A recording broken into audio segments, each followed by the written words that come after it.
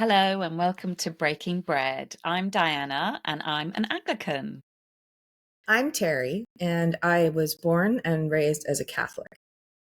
Welcome. So today, Terry and I are going to be exploring Eve, the mother of all humanity. I mean, I don't like giving the devil any airtime. Whenever it's like I have a really hard time talking about anything where it's like, ooh, demons, or like because I don't want to give that airtime.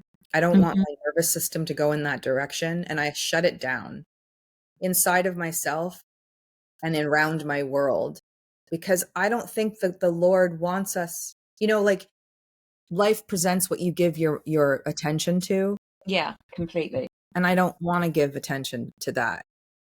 So I almost choose to not acknowledge that side of things. I just want to focus on God. I just want to focus on God. I just want to focus on God, and I want God's help through that. Don't let me get sucked in to the narrative of what's wrong, or like, woo, because because I can't live that way, because I become a nervous wreck that way. And so if I Okay, I yeah, have I have a top tip for you. okay. You ready for it? Okay. So, I was always aware of the spiritual realm. I thought the bogeyman. I thought I just never grew out the bogeyman. Okay. Okay, there's definitely good and evil externally. Generational curses, through word, decision, whatever. It's all really real. And I get this like, ew, let's not give the devil any airtime, credence, whatever. I just want to focus on the good. The biggest shift for me in all of that was really knowing who I am as a Christian and the spirit of the living God within inside me and the authority with which I walk within that as a child of God. And Jesus' command, he did say, go out and cast out demons. He said that to people. It's a real thing. So it's there, it's written. That was when, going around where there's health issues, emotional issues, and all the rest of it. People are really uncomfortable around all of that stuff. I am definitely uncomfortable around seeing it like that. I'll tell you why. Can I explain why? Please do. Because one of my best friend, okay, my like, I've known her since we were 14 years old, and she's my best friend. She was the one who came in and walked with me to remind me of my relationship with Christ, okay? About 7 years ago now. And she brought such light into my world, okay? Like literally came and brought my plants back to life in my house, and like just it was just such an incredible, wonderful experience and she's such a believer, and she was seeing God in everything that was happening, and I really loved that I allowed like I cozied back up to Christ, and allowed myself to realize how much I needed to walk with him every day, all the time, and that I love that feeling. That same friend is hyper, like for example, and I know that you might relate to this, okay? And I know I'm not placing judgment on it, but I had, before she came into my life, like I said, I traveled a lot, so I had this Buddha from a previous trip that I had taken somewhere in Thailand, or I can't even remember where it was, but this Buddha that I loved, and it was like very in, and everybody had Buddhas, and it was in my bathroom. And she went and she turned it around, and then she went on a trip in California and staying in these Airbnbs, and she was like, she removed all the Buddhas in the other person's house, took the paintings off the walls, like, because and like, you cannot have a yoga mat in your apartment, like that kind of thing. I don't know. I I think I don't want to be on that level of Mhm. allowing my space and my existence to be worried about and focused on those things, because it's so negative. and so scary. And I become obsessed. I can see myself becoming obsessive about it. And suddenly I'm YouTubing all the things on generational trauma and wondering if there's a generational curse in my family and try and figure out where that is. And it's like, wait a minute, go back to God. Why are you giving that airtime? Why are you allowing that to consume your thoughts? That is not the devil. Is that not the devil to be that way about the world around you? Instead of seeing life through a lens of everything that is wrong with it, how about walking with Christ through it and planting seeds of good around you and growing the garden of good around you with what you've got? Because trying to fix the past, okay, I'm going to say a lot I realize I'm saying a lot of stuff that's probably going completely against the grain of what it means to heal from all of this stuff. But if the switch is flipped to a rewind and we're going back into our histories to fix who we are now, I know how important that is, but we aren't living in a move forward kind of perspective. And I know all too well with my own struggles with mental health, my whole life being, prone to depression and anxiety and all of the things. Okay. I know that if I live in that mode of, oh, that Buddha carries with it the devil, and oh, my plant might be, what's wrong in my house? My dog was mad, a extremely challenged dog. That must mean that there's something wrong with me, that I carry a curse. Like, absolutely not. I will not go there, because that is a very dangerous place to play in psychologically, physically. I cannot do that to my existence. And it takes away from God. The good seeds, the seeds that should prevail.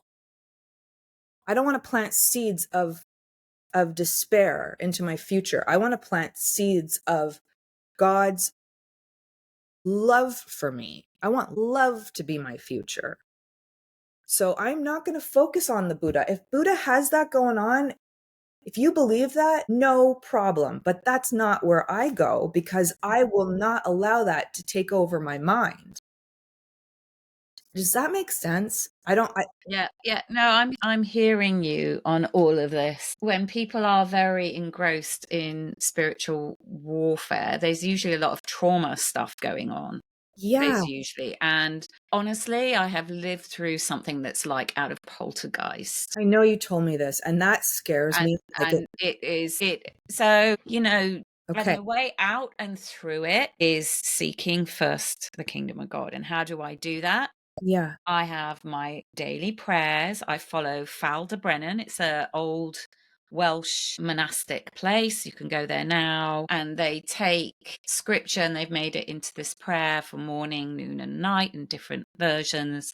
And then you have spaces to pray your own stuff. I think unless you are dealing with something that is in your face, like I had to deal with, it can be going on a witch hunt. So it's been brought into your consciousness, but at the heart of it is knowing who you are in Christ and seeking Him in your everyday. He's given us intellect, understanding, and you create your environment. There's all sorts of stuff around you. You bring what you want into your environment that connects you better with your faith.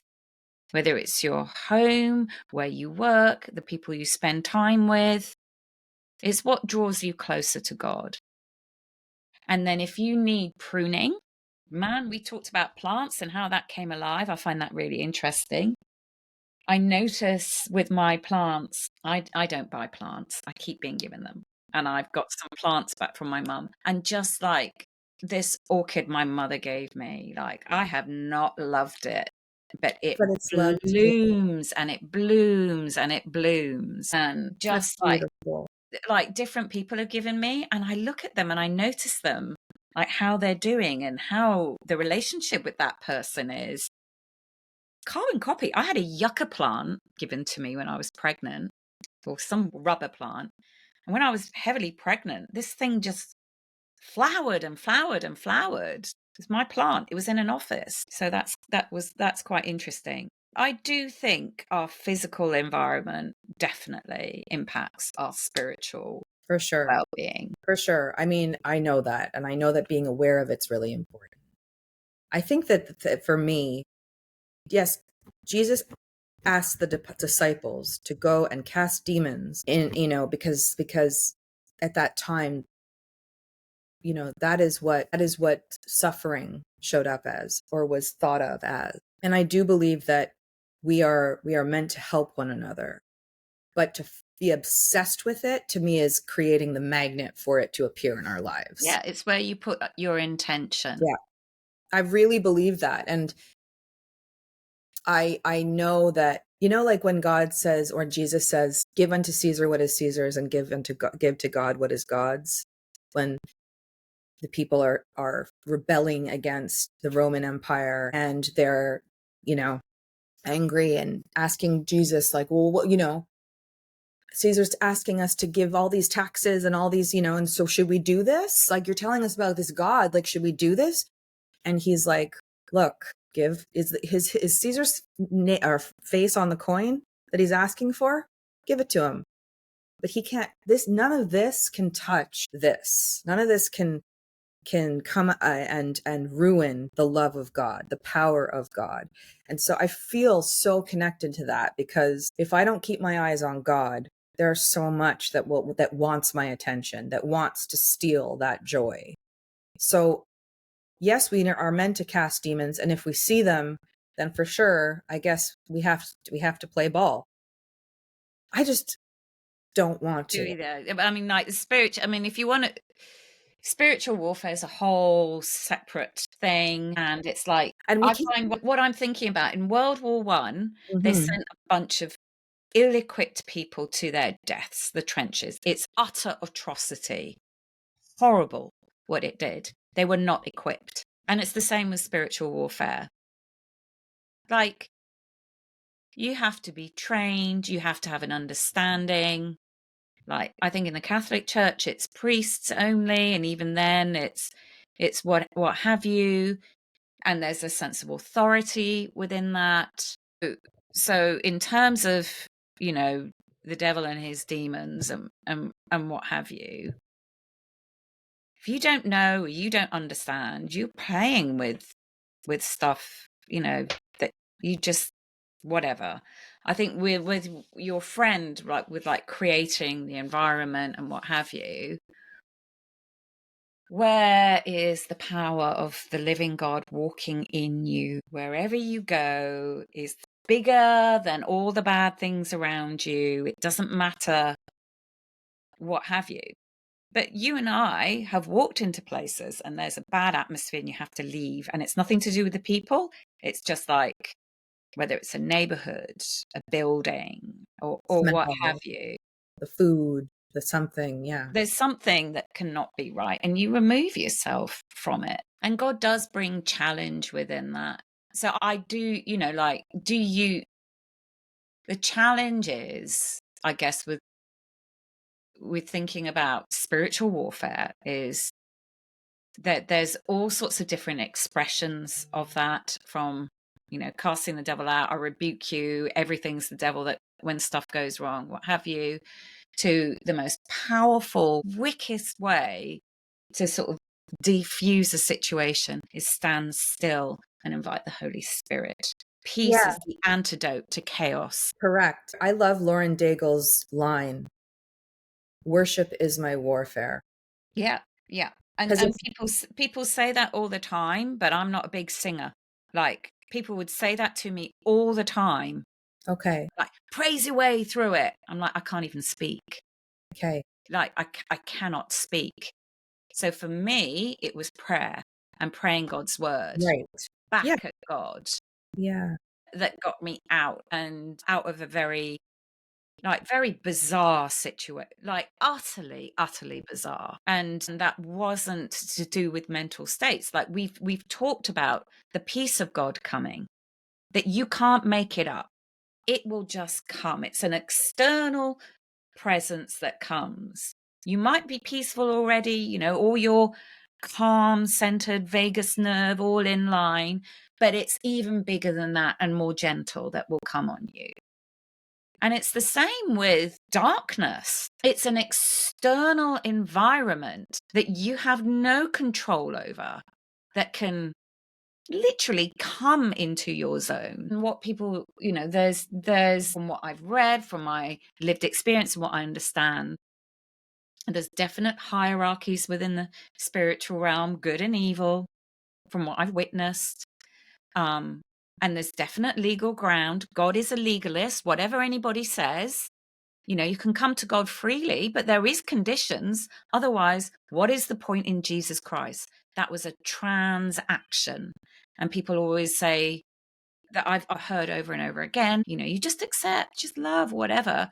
But God is a God of justice and mercy. He's God of both. He hates the things that happen in this world that are terrible, terrible, terrible. There's so much wickedness. So there had to be a payment for that. But people always think of him as like some mean guy that's going to give a really horrible, unkind sentence to somebody, rather than that's a really bad thing that happened there that requires a payment. I've got the payment here. Or that's a really bad thing that happened, and I'm going out of that, make good. See, I really have been raised with that. So how do you mean? So I'm just thinking, just in the news today, like I don't even want to give it airtime, but a daughter was killed by her father and he's trying to get away with it. Like, it's just on the hour, every hour. And it's just, I won't even go into the details, but. Have you read The Shack? Have you watched The Shack? Yeah, we've talked about The Shack, right, haven't we? It reminds me of that a little bit, which is, it's a hard one, but it's because God knows we chose free will. Back to Adam and Eve. We chose free will. We chose choice. We chose our own ability to make the decisions and lead our life. And that's what we chose. So bad things are going to happen. Terrible things are going to happen. But God shows up in the good, in what how he plows the whole scene and plants a seed of good in it. Somewhere, something is going to come of that, where beautiful moment of realization, someone's growth, somebody is awakening, something is going to come out of that it doesn't come from the law, the justice system, how we treat him. Even the way that we treat the man that just killed his daughter is important, because God is a God of mercy.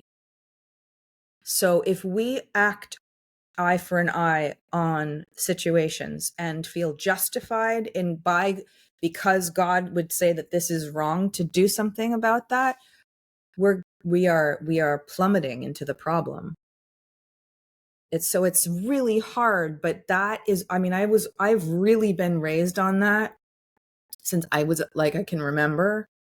My mom is always the strength in our family to remind us that even at the toughest and most horrible and the darkest of times, that God will bring good out of this. It is like the only thing that keeps me going.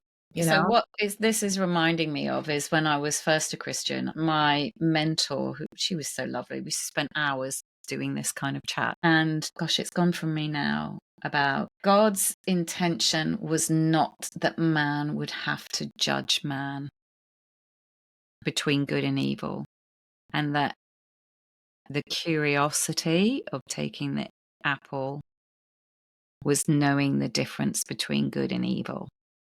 So once we took on that responsibility, we then judge each other.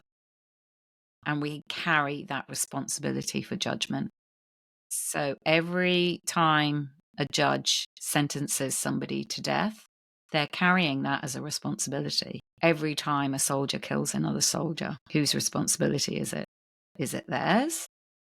Is it the country? But how we choose to treat our prisoners ultimately. So we don't have the death penalty anymore in UK. Okay. Since I think 1950s. They used to hang people. Still in the States in certain parts of it. Yeah. Yeah. And there was this, how we treat our prisoners speaks volumes as well. It's quite interesting.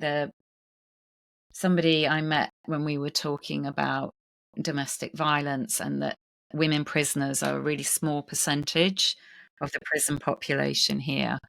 And a lot of women in there have murdered their partners because of years of just really unhealthy relationship. And this person, I think we've talked about it before, this person was working in the beauty salon that was being set up within the prison to rehabilitate and provide more skill set for the women. And they had to leave that job because the hardest part for them was, although these women were very likely to have been really violently abused, they were utterly remorseless for murdering their abusers and were of the attitude that they got what they deserved, and that the only way they got what they deserved was by them dealing with them. Right. And I know that we feel that pain. And I know that, the Hebrew Bible, the Old Testament is all about eye for an eye. And that's one of the reasons why Christianity speaks to me so, so much, because I really get the peace that comes from not giving in to the pain that endorses our pursuit of hurting other people or doing the same thing back. I really have witnessed that myself. It's painful. It's really hard to not get justice and to see that justice in the way that we think justice should show up. It's really painful. But it's not our narrative, If we really believe that God is the author of life, like he's got a different plan and we're not aware of it, and God sees it all. He doesn't miss a beat. He saw it too. I love that. When I saw someone's Instagram post, God saw it too. Leave it alone. It's like, it's true. He saw it too. And he knows that it bothered me a lot. He knows that this really hurt. This all started with Eve. Isn't that interesting? This was all supposed to be about Eve, and we're here now. But isn't that why we're here? I know. That's what I mean. Like, it's so neat that we've talked about all these different things. We didn't talk about the feminist perspective. We didn't talk about, why did Eve, the woman, have to eat the apple? And, the typical conversation that you hear about Eve. We talked about all the things that happen that are out of our control, that bad things that happen that we want to try and fix, that we think are wrong, and they are wrong, and so they feel wrong, and they're terribly unjust. But it calls us back to the author of life, God. I don't know. I think that's so powerful. And that God is more than his word. That's right. Yeah, big time. He's in us. Live and breathe. We have our very Body and being. soul. The body is God. That for me, we should really just have an episode on the body, because I'm really feeling that a lot more lately. Understanding how the body holds on to things that we thought we let go of, and how my body has not been associated with God. I don't, it's all up here, and the danger of that. I think that's your thesis that I would love to talk about. Yeah, it's so, well, what's so lovely is that, mainstream clinicians are recognizing the importance of our bodies in holding emotions. And then, geneticists, when just understanding when a child is born, it being a two-way thing, like you still hold a part of your child within your very makeup, and then your child holds part of you, although they're completely new, and they will hold other people. Just it's so complex at so many levels, and yet so simple if we sit and listen to our bodies. So something that I do, like when I'm doing an onboarding session, I've got 3 exercises. I've got a little backstory where people have got a series of questions just to start thinking in 3 different levels. And it's quite interesting, like on the spiritual side, seeing a couple of times people associating that with the community around them rather than a spiritual thing, which something other than themselves. And it's just a really simple body mapping exercise that kind of came out of when I was a practicing aromatherapist, and you have to take like a bit of a history of a person. Like they would remember this is as an aromatherapist, they would remember sort of all sorts of aches and pains that their body was living with, but there was a memory and an emotion with that memory that was remembered in a very physical. Let me take a bit of history here. And so with clients, the very first thing that I do is a really simple body mapping exercise. And we just have 3 breaths, and people can keep their eyes open if they want to, because people feel more safe sometimes.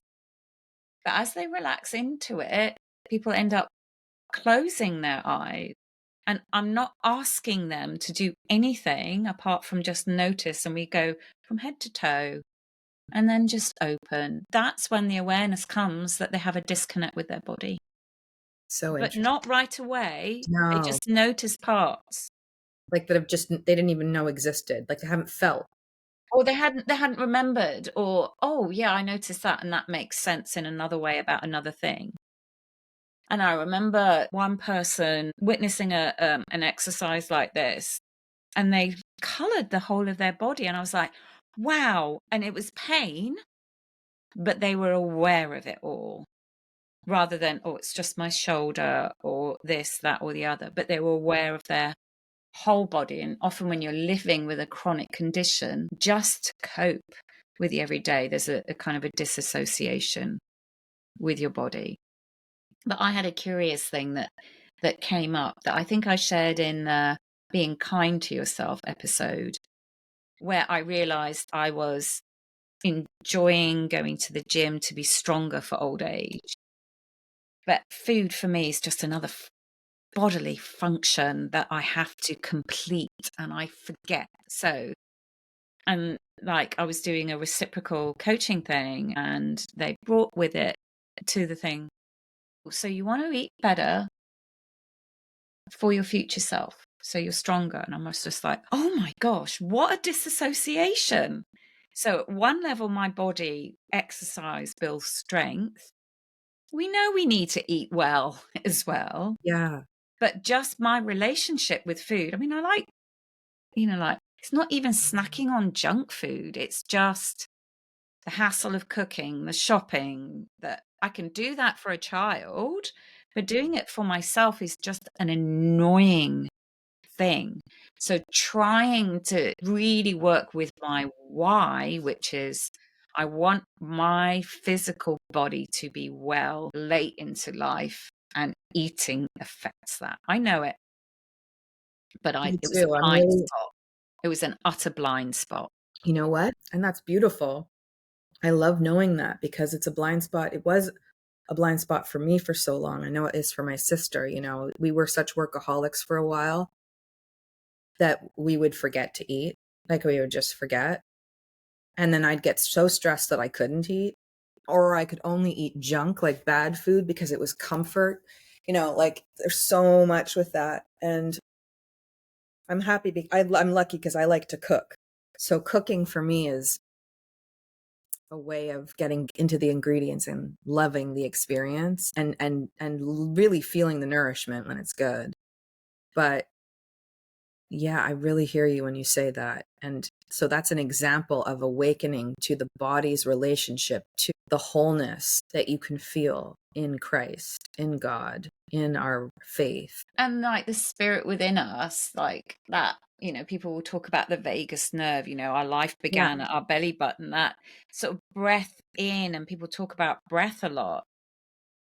Mm. Um, It's and never worked for me. I've tried. I really struggle with it, but I can cope with 3 breaths in, hold, out. I can just do 3. I can't do anything more than that, and I can just notice, and that's grounding. And another really helpful thing is when things are whirling round that brain and I don't have the bandwidth to write, getting a giant glass of water and just drinking to just calm everything down and focus on drinking for 10 seconds. That's a massive challenge. And Big it just takes it all down a level without having to think my way out of it. Or without having to like, okay, I'm going to go to the gym. I'm going to do, it's like so much of my body has always been like going to the gym, getting memberships that I don't use and wasting money. And like that has been my relationship to the body for my whole adult life, maybe taking a dance class here and there, but like it doesn't have to be like that. You're right. There are so many small, daily, tiny little things, that you can do. Even like I've learned that if I hug myself like this, I can really calm myself down, that I like that. Or taking my blankets and like pulling them tight and tucking behind my back. It's like a sense of, I know my body feels better because I'm doing that, So yeah, you're reminding me that it doesn't have to be this extraordinary, like, event in order for it to be about the body. It can just be how we take care of ourselves every day. Oh my gosh, this has been so profound. It's 11 o'clock here. This has been so good. Thank you.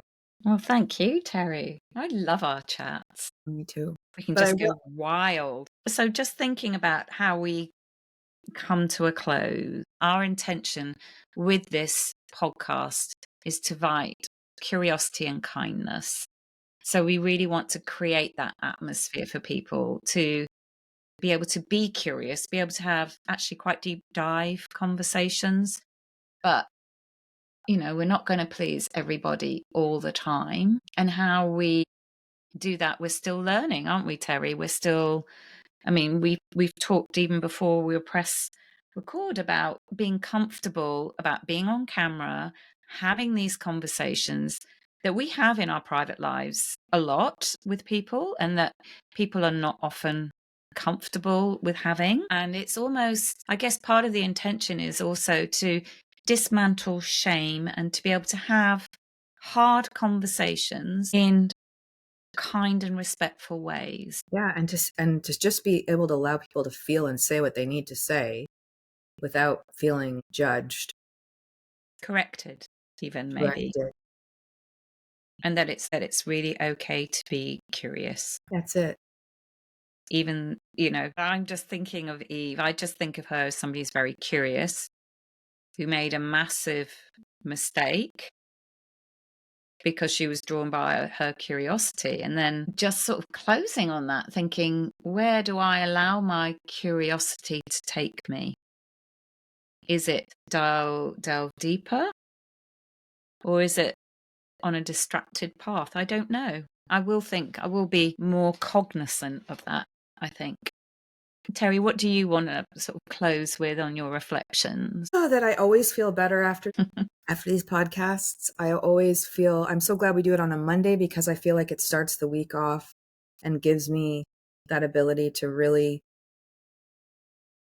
have a conversation that I feel respected in. And I feel like it's not about saying the right thing or impressing anyone. It's just about allowing myself to understand my relationship with God and with other human beings, and that it's about growing in faith, And I feel that today's conversation was meant to be the way it was because Eve's story is all about doing the thing that we were told not to do.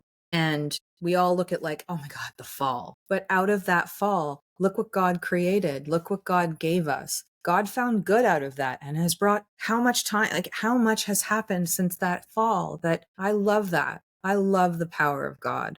I think that's what I'm realizing this morning for me, is that I'm so happy to know that and to feel that more than I have ever before. That's what this has done for me, that power of God. That I feel closer to it after this conversation. I feel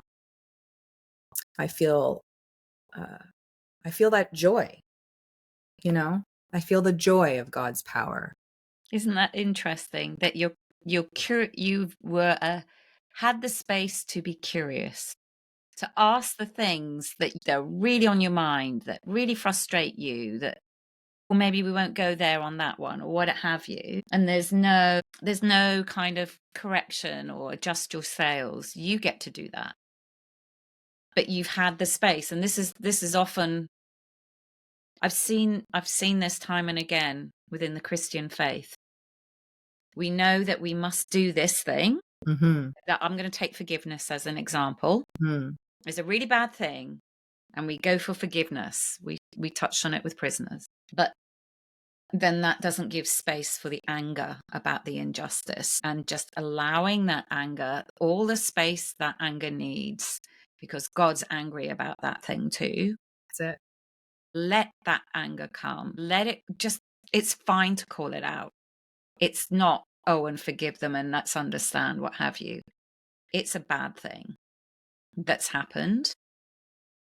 And that kind of then gives more space from acceptance. It's what you then do with it after that. But to constantly tell yourself, I must forgive. I understand why that happened. I must forgive. I must forgive. You're bypassing. You're not even being honest with yourself. That's And it. God knows what's going on in your heart. That's it. So you're so right. That, God is the ultimate life coach. He gives us the space to feel our feelings, he gives us that space and has us. You know what you're reminding me of? Forrest Gump with his veteran buddy who lost his legs. The shrimp boat. The shrimp boat. Yeah. And not Bubba Gump. Not Bubba Gump, the guy, you know who I mean?